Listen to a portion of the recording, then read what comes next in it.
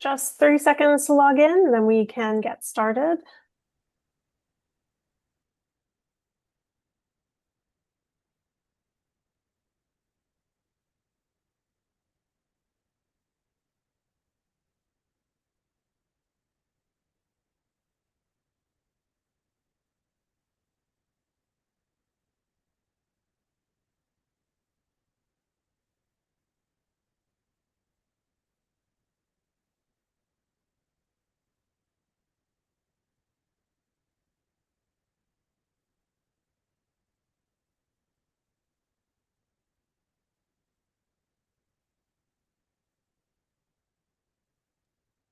All right, I think we have a critical mass. So thank you everyone for joining us at the Stimson Center today as we discuss the upcoming elections in Myanmar and the internal changes in the military government, the junta. I'm Pam Kennedy, a research analyst with Stimson's Myanmar project, and I'm really grateful to be joined today by two experts on Myanmar's civil-military relations. So Naiman Khan is a program associate with the Institute for Strategy and Policy, Myanmar, and an author of the recent report they published on the internal shifts in Myanmar's military's leadership structure. And Min is an independent researcher with deep expertise on Myanmar's military, the resistance, the 2010's peace process. So we'll have a great discussion today. As we get started, as always, please send in your questions through the Q&A box in Zoom, and we will take audience questions in the second half of the hour. So before we jump into Naiman Khan's presentation, to frame our discussion, as you all know, the military junta is preparing to hold elections starting this December, despite much of the country viewing the elections as a scam, an illegitimate process, and in many areas being unable to participate because of the continuing conflict. But despite this opposition to the elections from people across Myanmar, there is a real concern that members of the international community might see the elections as a turning point for the junta and the civil war, and kind of grant the junta some of that veneer of legitimacy that it's been seeking since its coup in February 2021. So today, as we look at how the junta is positioning itself to maintain its grip on power, several questions come to mind that we're going to get into today. Is Min Aung Hlaing going to keep his position at the top? Will there be a new generation of leaders who rise? And if there is an internal shift in the junta, is there any chance to remove the military from the political sphere? And what are the pressures that could bring about that change? So Naiman Khan, you delved into the history of the Myanmar military's coups and leadership changes. Please tell us more about how you assess the junta's leadership and how it keeps control and the implications of the more significant internal shifts. Thank you, Pam. I prepare a presentation, so let me share my screen.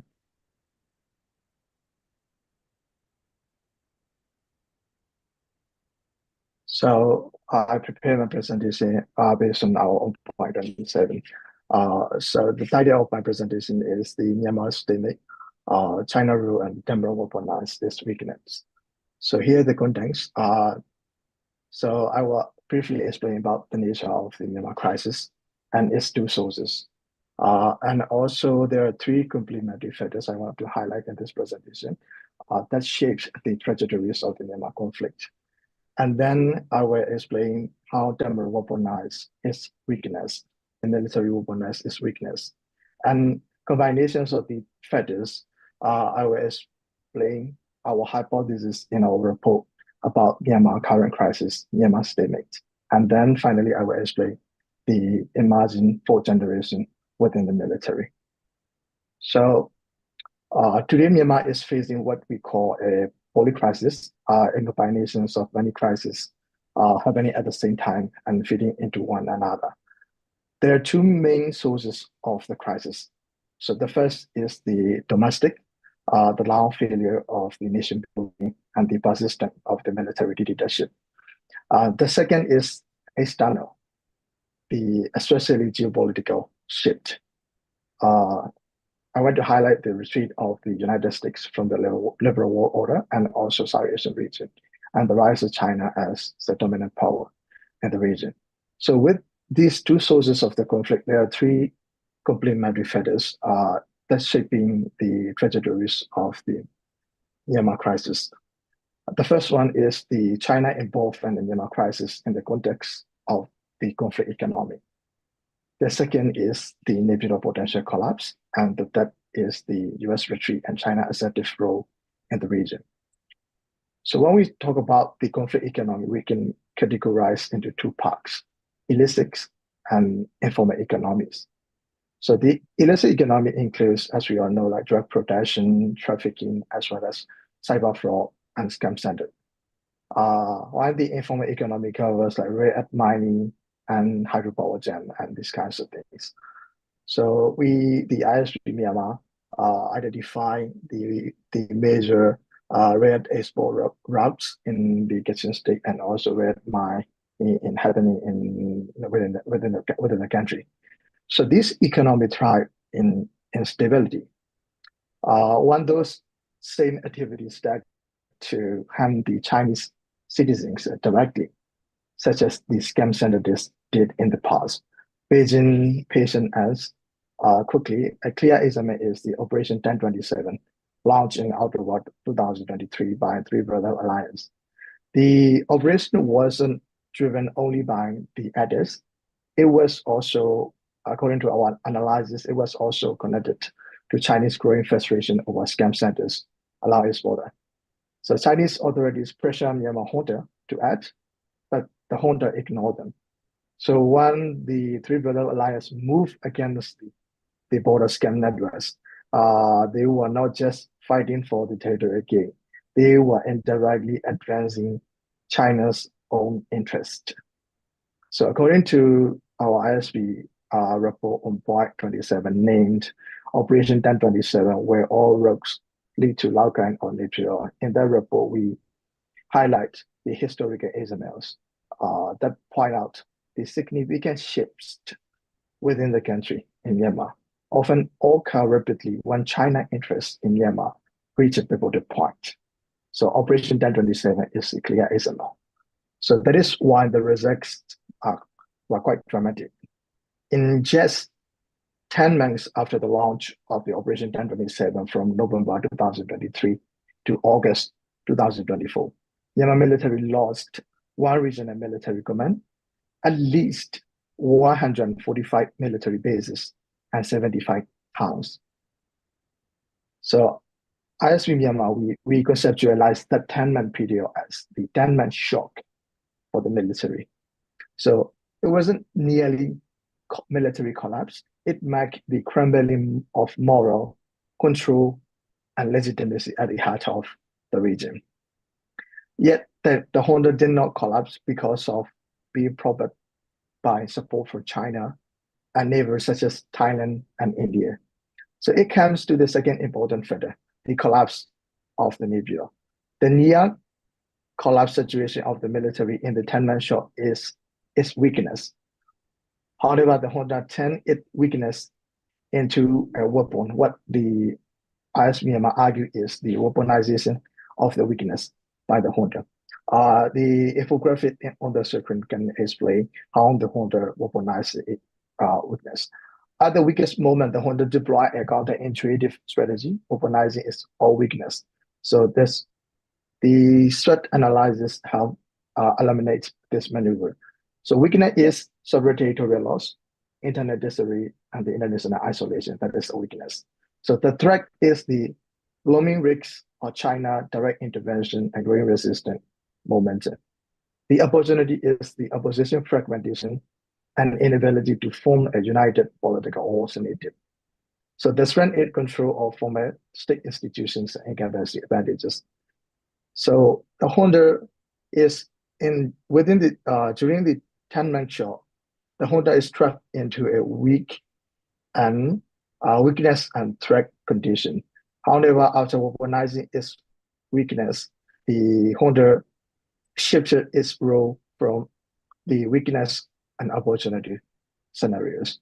So by bolstering itself as the last failure, preventing Myanmar collapse into chaos, the junta manipulate the narrative, convincing China and regional powers that if the center fall apart, the country will follow.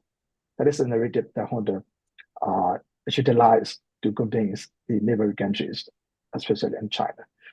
So they convinced China that saving the Navy was synonymous with saving the state itself. So that strategy reversed transformed fragility into leverage, allowing the junta to re-engage Beijing diplomatically and secure limited but crucial support. China took the lead in preventing Libya total collapse with diplomatic, financial, and military support. So the tech feather speak louder in this sense. The US has retreated from the liberal world order, and China has stepped into geopolitical order in the region. So with that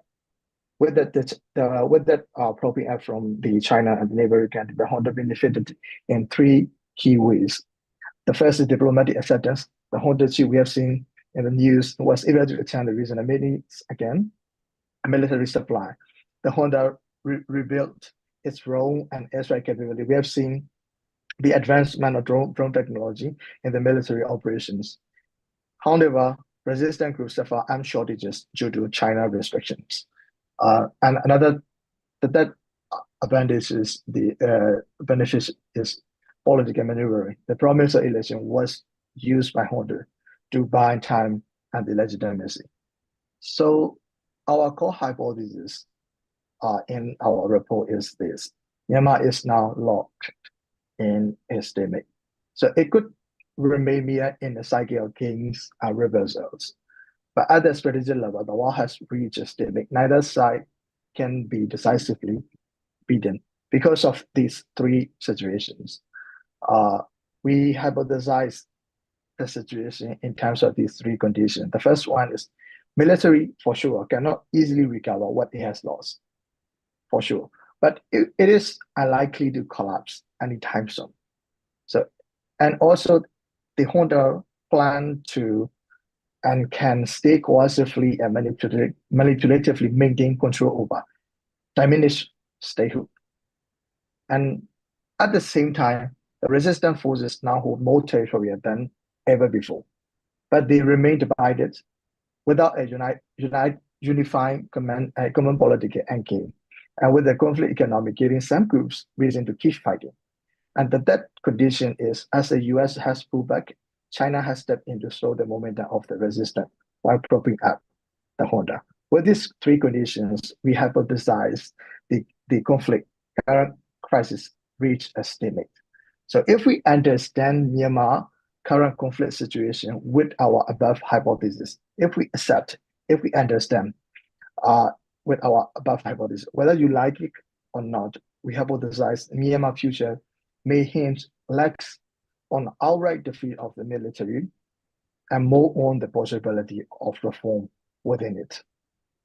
So this assessment also raised several questions. What would military reform actually look like? So who would drive it? As a pragmatic principle, we as Myanmar believe that the reform would mean the army's retreat from the politics, something now demanded by the Myanmar public. Whether that happens immediately or in stages depend on two factors: the balance of power and the effectiveness of negotiations and diplomacy among the key stakeholders, including FDM organization and also external actors such as the China. For now, there's little sign that Senior General Min Aung Hlaing intends to pursue reform. Little sign, no sign at all. Therefore, it becomes even more important to examine the potential for generation change within the military, particularly the emergence of what ISP Myanmar makes sense as fourth generation. So the fourth generation is beginning to emerge, although it is premature to draw the conclusion at this early stage. So why its future trajectory is uncertain, there are three tendencies among the rising generals are already visible. The first one is its however remain top priority for those rising generals. Officers like senior officers demonstrate loyalty to the junta chief to avoid purges, sidelining almost like the general Lieutenant General Mo, and also rebuilding and strengthening the military. After years of attrition, the new generation aims to restore capacity and the strategic influence. And also among the the rising generals, we see the skepticism toward ethnic anti-organization as well. So speaking of the potential leaders of the fourth generation, a few names stand up, especially General Zhou Zuolin, who is the third in command of the military and Joint Chief of Army Navy Air Force, who is from the DSA batch 35, is often tipped as the most likely successor. Those younger leaders would also likely come from DSA batch 38. Figures like Lieutenant General Gogo, who is former chief of BSO-1, now chief of BSO-5, and also Lieutenant General Panchak, chief of Army Staff, and also Lieutenant General Ting Wing, chief of military training, and Lieutenant General So Hei, Quartermaster General, are all positioned to form the backbone to the next leadership team. And there's another tier, regional military commanders from the batches 37 and 42, who are likely to shape the officer corps that follows. So in the infograph, we have seen that the senior officers who are considered as the third generation are forced to retire prior to the 2025 elections. Now there are several officers that are forced to retire, and now new emerging rising generals take the role in the military. We have seen in the picture, in the infograph as well. And also another prominent example is the Junta Chief Senior General Min Aung Hlaing brought five senior officers who are considered as a fourth generation to Beijing and introduced to the Chinese leadership. It is the crucial step. And also there is historical examples as well within the military, because before Senior General Deng Shui retired, he brought, at the time, Lieutenant General Min Aung Hlaing to Beijing and introduced to the Chinese leadership in 2011. So this is the similar pattern. So we have that's why we produce a report about that as well. And another thing I want to highlight is there are, even though in the top of the military, there are at least more than 30 senior officers who are running the operations of the military at the top. However, now we have seen only 5 from the third generations, what we consider like that generation, remain at the top. So it is, I think, crucial reshuffle in the military. Quite visible to see the emergence of the new generations in the military as well. So, but here upcoming the new generation, but what trends or moments should we be watching? I would like to highlight 3 things in this presentation. First, whether this emerging generation dares to move beyond Senior General Min Aung Hlaing shadow. That's crucial. That's important. That would mean like they putting the institution of the military first rather than the personnel or patronage interest of one man. And second, whether the army begins a genuine retreat from politics, something we, the Myanmar people, have demanded for decades. So that retreat could happen in stages, and it will depend on 2 main factors: the balance of power, including battlefield outcomes, resources, and foreign alliance, and also negotiation skills of both the military and resistance forces. And that whether these shifts open the door to real security setup reform. That would mean restructuring the military to serve the state rather than dominate it, and ultimately creating the conditions for a more democratic order in Myanmar.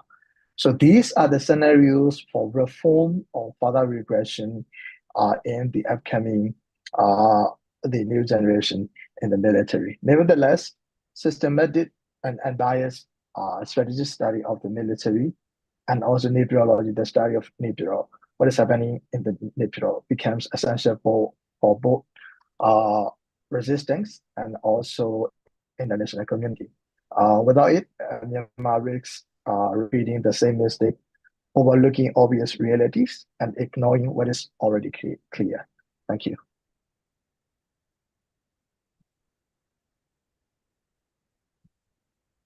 Thank you so much, Nai. That was very interesting. It's from the view from DC, it can be really difficult to assess the leadership dynamics within the junta.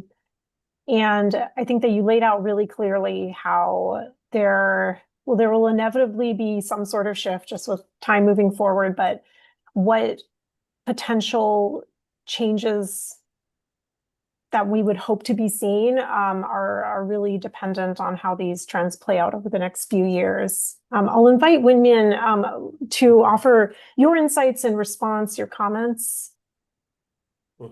Thank you, Pam, for introduction, and thank you so much, Namikant, for your really, great paper and your presentation. And this is really a good analysis, and I'm really impressed with that new generation of researchers coming up, to Myanmar current, situation.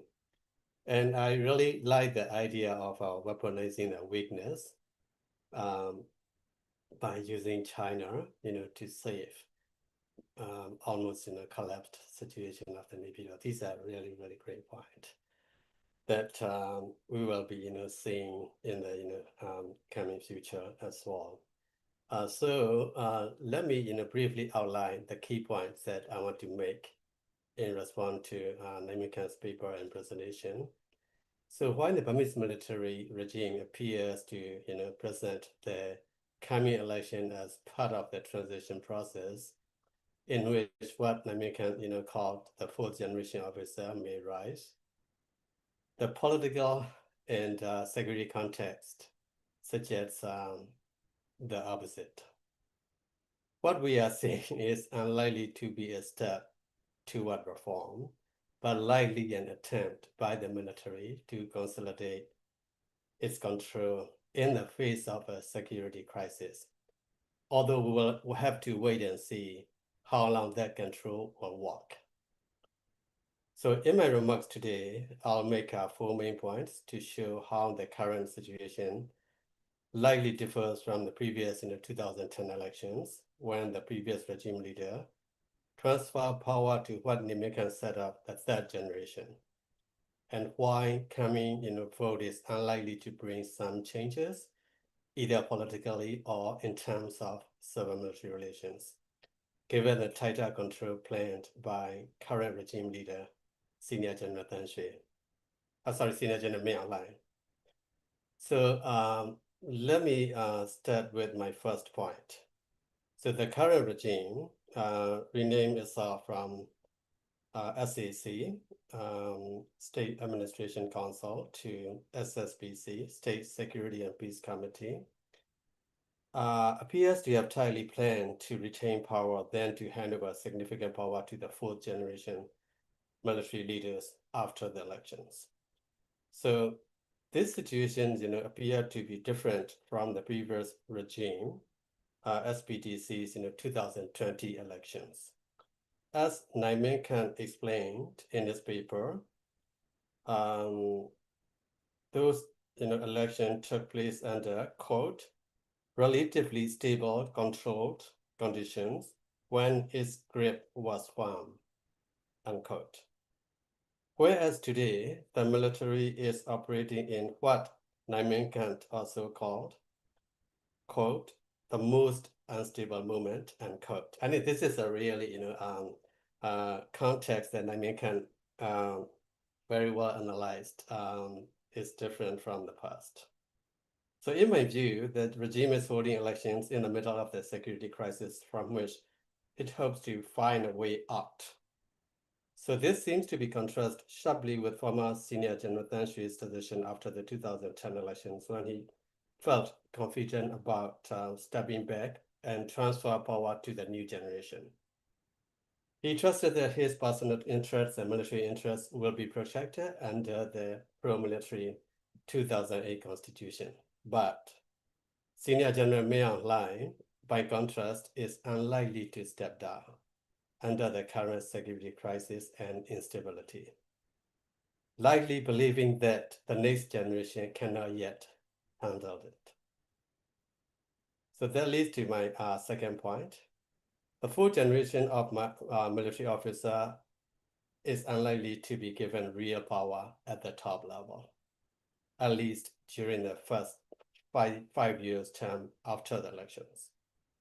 As Naimika noted, senior military officials, including some from the fourth generation, were asked before the recent reshuffles whether they want to run in an election or not.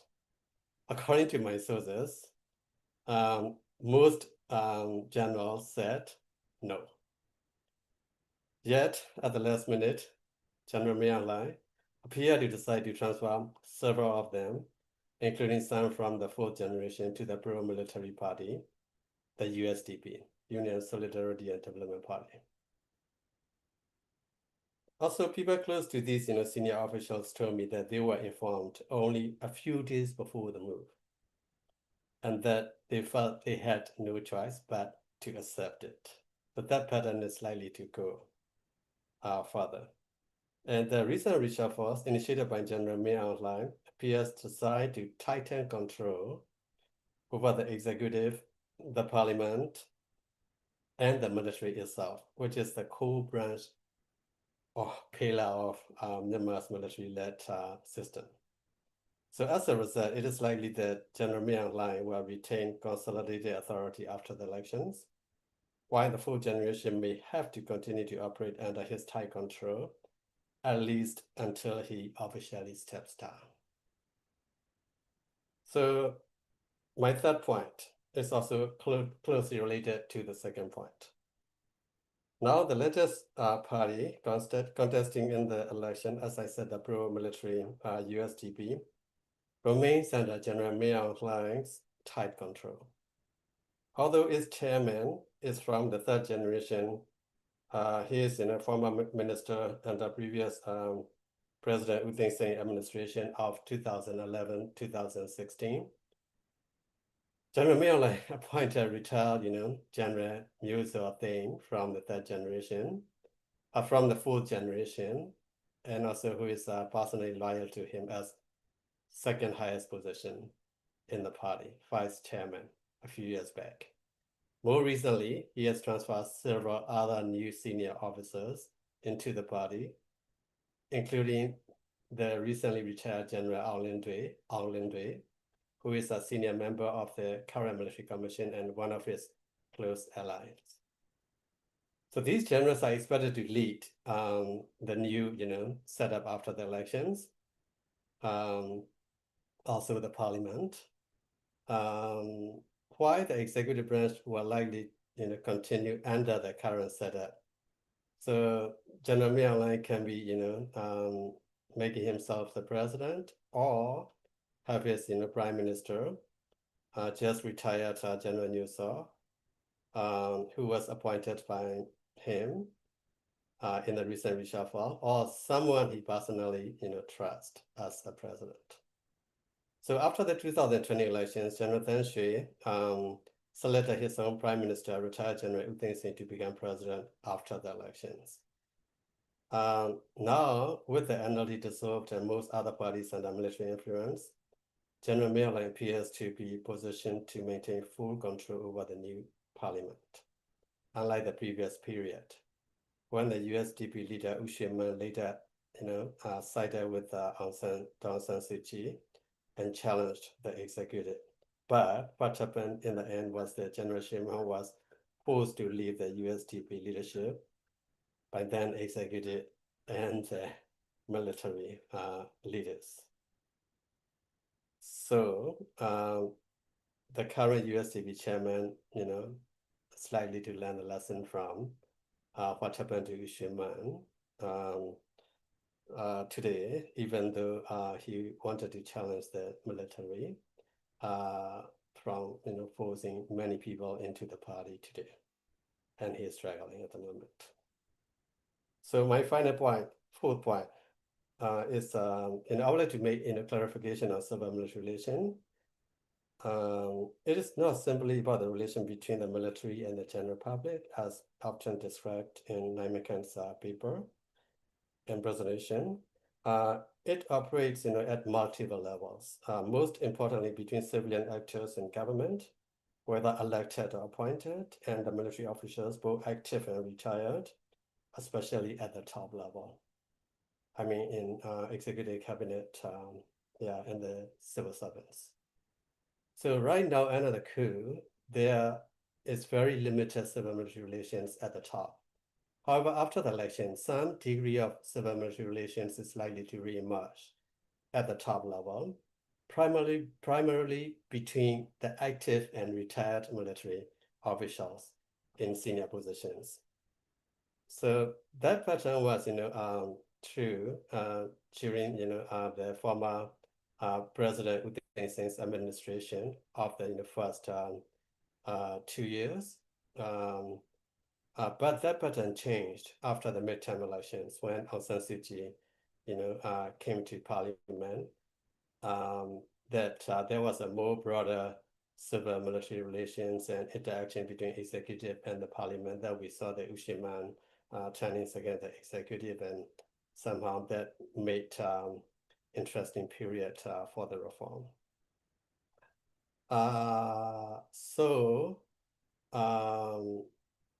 If you look at under the NLD-led government from 2016 to 2021, there was some, initial civil-military cooperation during and after the, power transfer for a few years, but this also, gradually turned into civil-military contestation as both sides, prepare for the 2020 elections. That finally ended, in the coup in 2021. So to conclude, these 4 points suggest that the coming elections are unlikely to mark a real shift in the political direction. And the current regime, SSPC, appears determined to retain power with a tight control plan, and the 4th generation of officers are likely to remain General Min Aung Hlaing's tight control plan. And at least, for the first 5 years. And also the USDP is more likely to continue to function as General Min Aung Hlaing's political vehicle, ensuring that both executive and legislature stay, aligned with the military interests. So what we are likely to see after the election is not, interesting or genuine civil-military relations, but rather the relations among the active and retired military officers. So the coming elections are unlikely to open a new political chapter, sadly. But the military may only reconfigure its dominance in a slightly different form, at least, as I said, for the first 5 years term, and the rest we'll have to wait and see. Thank you. Thank you so much, Wei Min. Yes, you of course make a very compelling case about how the instability, as Naiman Khan discussed, it allows the junta to rely on its incumbent advantage to gain China's support, other countries, India, Thailand, in maintaining its control over the central government institutions and structures, and then consolidate its own power, meaning the center of gravity in the political sphere.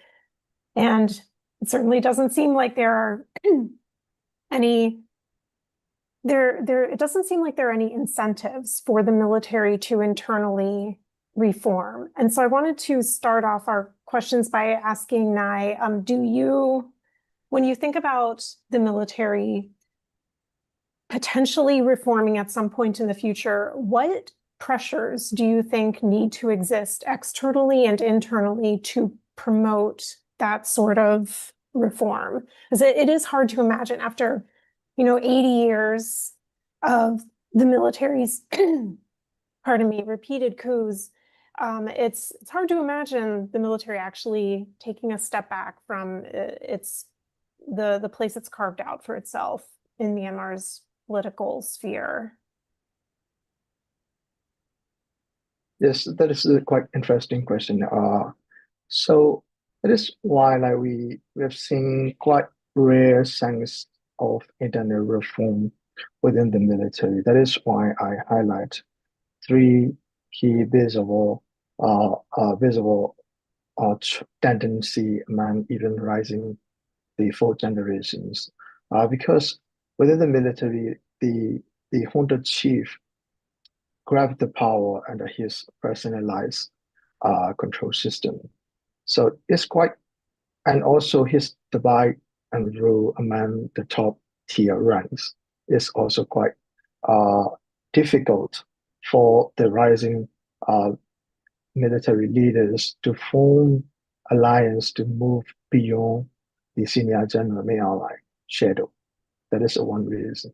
Another thing is their internal self is also quite loyal. Not even if they do not loyal to the junta chief, they loyal to the administration. They loyal to the institution, the military. That is why they're trying to keep the status of the military in the country as a guardian of the state. That is one point. And also that another thing is the rising fourth generation military leaders. They in this period, like before the elections, and also maybe probably after the elections, their tendency is they quite survival for their personal survival within the regime is their top priority. Because in the past, we have seen that the parties, what the junta chief considered disloyal to him, he removed or jailed or removed from the military and also now forced to retire some officers. And so these are the possible, these are visible and credible threats for them to pursue reform, internal reform within the military. That is one thing. Another thing is another point, the tendency I highlight in my presentation, building and strengthening the military. From that sense, we can how can I say, create a scenario that maybe they put the institution first, then the personal interest and the patronage network. Because so after Operation 1027, we have seen the historic disgrace of the military, lost 2 regional military commands, and also more than 100 military bases. That is the unprecedented disgrace to the military. So if they think that this is the disgrace, they might consider their role in the country if they continue to participate in the country politics and meddling all the political affairs and also dominate the state and also the military relations, and maybe if they have sense that their position in the country, even if it weaken the military, if they have the sense, that is at the one internet push to reform, but it is quite unlikely in the sense. For the external factors, I argue that there are 2 sources of the conflict in Myanmar. The first one is the external and the internal. So external, the Myanmar conflict and the current crisis do not stand alone. There are several others, external others, shaping the trajectories of the conflict. So one thing is if the external others are maybe thinking that the military retreat from the politics is the only way to stabilize the country. And also maybe if the military transformation into professional or state serving institutions. So that they think that they want the stability in the country in accordance with their vital interests. If the military, if behaving this way before, like in the military coup and also after the military coup, that undermine their vital interests, that can threaten their interests. And in that sense, if they felt threatened, their vital interests, and that lead to maybe pushing those external actors to incentivize the military to reform, because these are, I think, two factors, like internal or external, I can think of, like and we according to our analysis as well, we are leading to maybe pushing the military to reform. Yeah, thank you. Thank you so much. That's you raise a really good point about those external factors. It seems like China would be the most influential in convincing the military to reform, and at the same time, China clearly benefits from a sort of what it views as a manageable level of instability on the border. And so it's also hard to imagine China wanting to see a large-scale change at the central government that could result in China losing access to some of the resources, like the extractive economies that you discussed in your presentation as well. Win-Mian, what are your thoughts? Well, I mean, for the incentives and pressure domestically and internationally, I think domestically the incentive will be that 2008 Constitution will be maintained and not amended, especially for the military prerogative, special power that leave the military in the political leading role.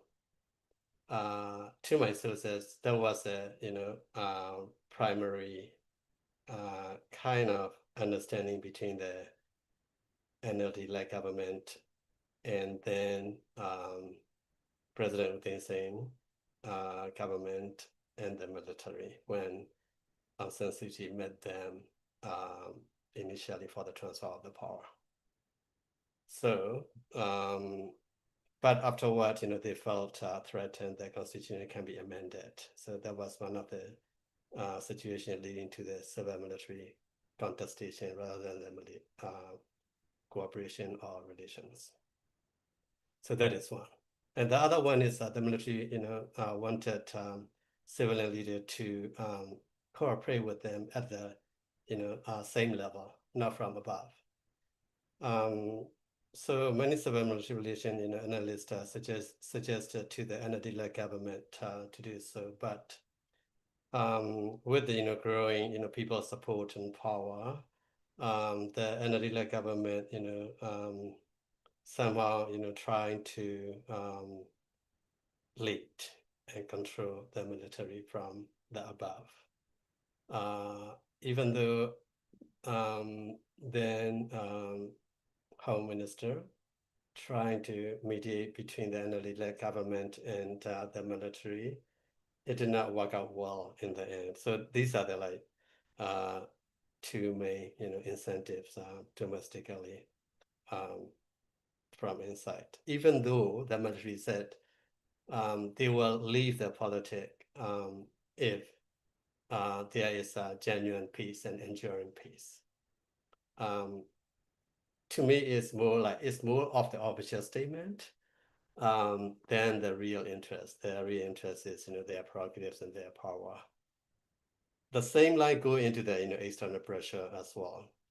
So if the international community is working to maintain their prerogatives or their power, they will listen. But if it is to weaken their power, they won't listen. So for example, the military listened to China and asked China to have Lazio back, that as they can do it, right? By fighting at that time. So at the time, the situation was that Namika's near collapsed. The position, troops were almost marching to Min Aung Hlaing and mentally afterward. But the situation changed after the Chinese intervention to have a Lazio given back to the military by MNTAA. So afterward, the military did not really negotiate with the TNLA, knowing that without MNDAA, on TNLA side, because of Chinese pressure, they think they can fight, these, towns rather than negotiate. So now they're not really doing the renegotiation. The negotiation is going to happen between the military and TNLA. I mean, one of the groups are Three Brotherhood, the RPO, Liberation Army. They don't really negotiate with them because the negotiation also comes with a limited power for the military, to move around. For example, even though the military got larger, but they cannot really move around the area, and most of the villages were still controlled by opposition troops under the negotiation terms. So they wanted to have like a limited power if they can, so that they don't ask for China, even though China is pressuring them to negotiate, but they refuse to negotiate, and believe that they can fight and win over by fighting. So of course the China is the most influential one compared to the others, but there is always limit to the military, so it's hard, difficult. But I mean, to me, is a reform will come from all factors, not just giving incentives, but also pressure that combined with the new generation of the military leaders who may still see Guardian as a country, but they will cooperate more with the civilian leaders who will be working with them at the same level. So it's kind of combination factors we can expect.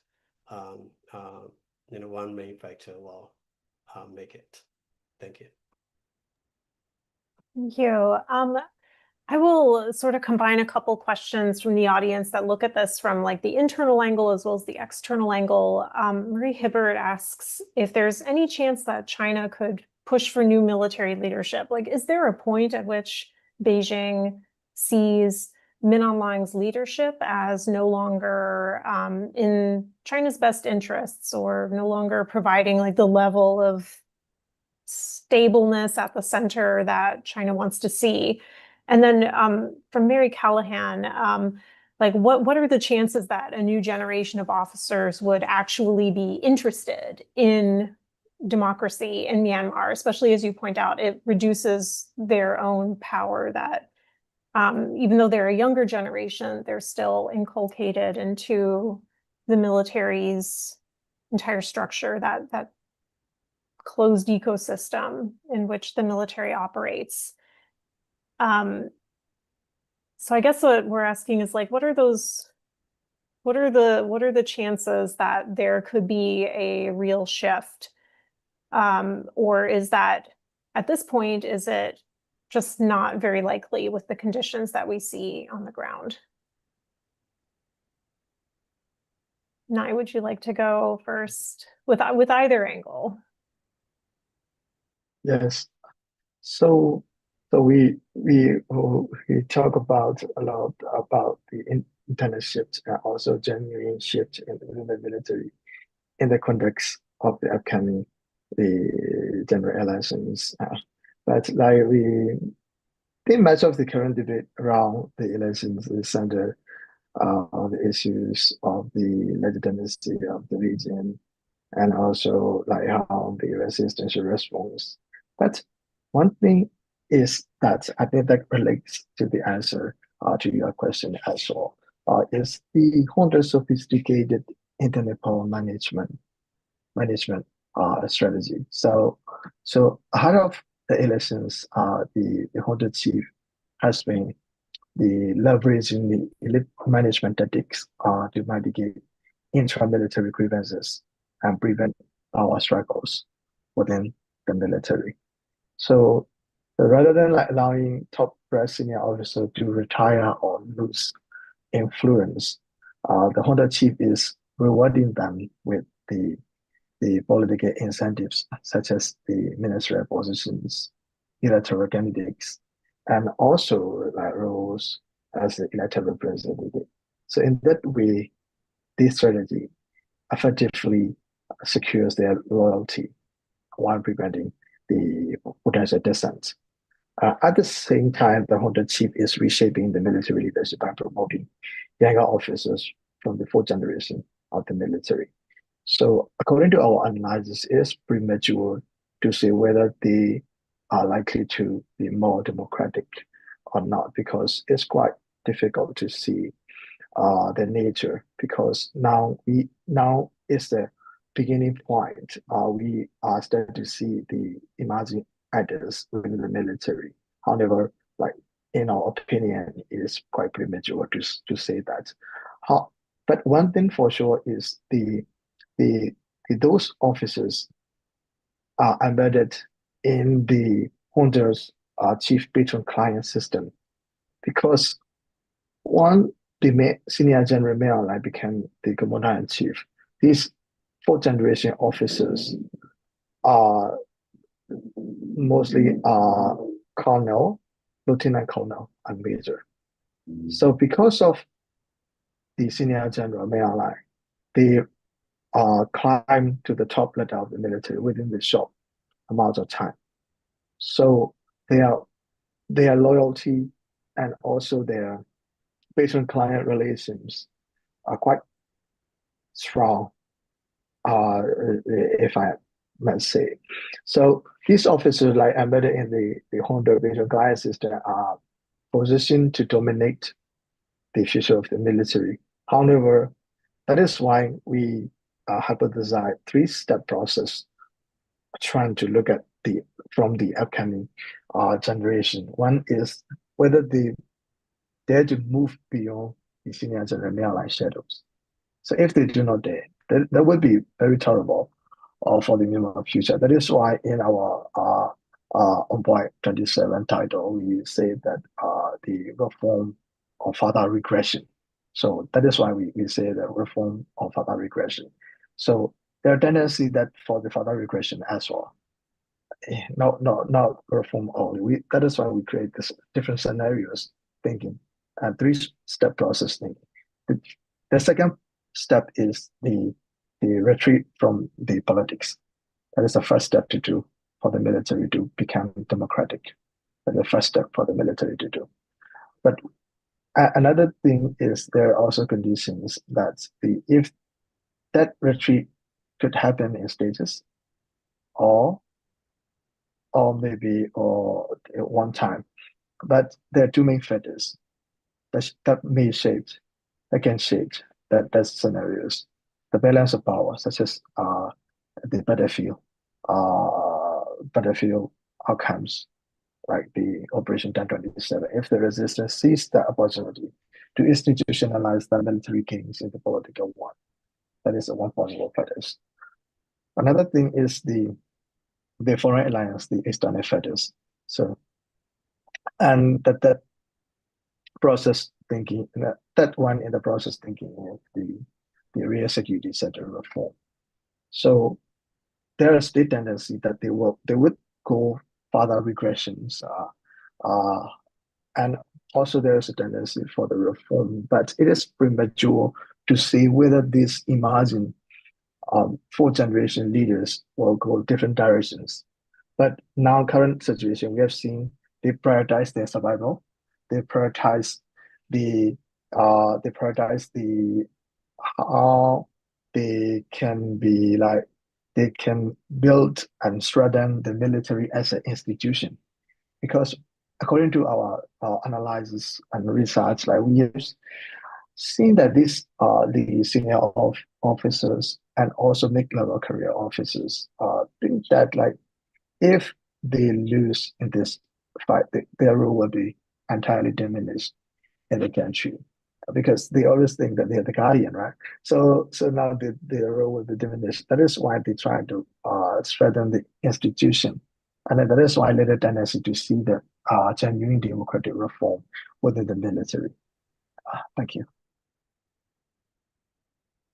And Winmin, as we approach the end of the hour, I'll I'll give you the last word on your thoughts on these issues. Okay. I'll make it short. So China, doesn't see that General Min Aung Hlaing is bringing stability to the country. It is obvious that all this instability happened after the coup. And China really wanted to go back to the situation before the coup. Even though they may see the government as a pro-Western, but they could manage to, have the even NLD-led civilian government get listen to them, especially when West criticized Aung San Suu Kyi and the NLD government on dealing with the Rohingya issue. So even the NLD government get closer to the China side, that they always believe that they can work with any leaders coming up in Myanmar, especially while the US is withdrawing, as you see. That all the Chinese developments, media, all are flooding into Burma, and all the business interest that China is getting the very best favor that they have never gotten. So they want to go, but that's why they are pushing for the elections. They don't see any alternative after 5 years. That after the elections, China is hoping that it will bring better stability by negotiating with more ceasefire groups, and the interaction between parliament and the executive that can lead to more of the stability than like one-man rule by General Min Aung Hlaing at the moment. And I feel like Min Aung Hlaing also convinced China that he may have that new generation transition plan afterward, that he may not involve in the executive, even though he may remain in the military commission to control the military, unlike former senior General Than Shwe, who totally left all the official position. Even though he had planned to do the military commission idea, finally he did not make it. He even set up the office in Naypyidaw. I heard that office is also now renewed and re-established, and it is likely that he will be leading from that office to make China convinced that there will be some stability come back and changes with the new generation leading. So and for the new generation leaders to support democracy, I think it is very hard to imagine at the moment, because the military idea is that democracy is very chaotic to manage, and with civil war, civilians alone cannot manage the country.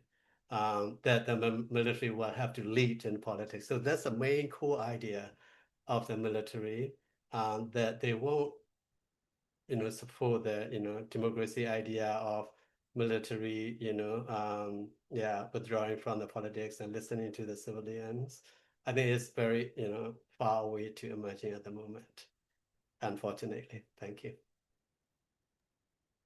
Well, thank you both so much as we approach the end of the hour. This is a really sobering discussion of the military's consolidation of power and yet another coup, and Min Aung Hlaing's efforts to ensure that the rising generation of younger officers are answering to him and maintaining his sort of the personality at the center of the junta, as well as the external conditions like China, especially helping to prop up the military at a time when it's really at its weakest and the country is at the most chaos, and yet there is still all these incentives for China and the military to just maintain and consolidate their grip on power.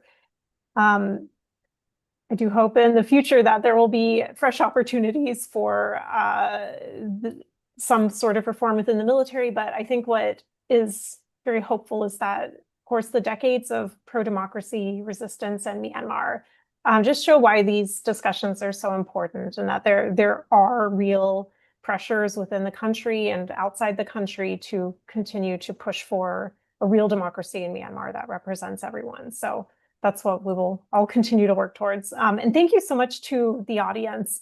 I really learned a lot today. You sent in so many great and thoughtful and engaging questions. And I hope you all have a great day, and we'll see you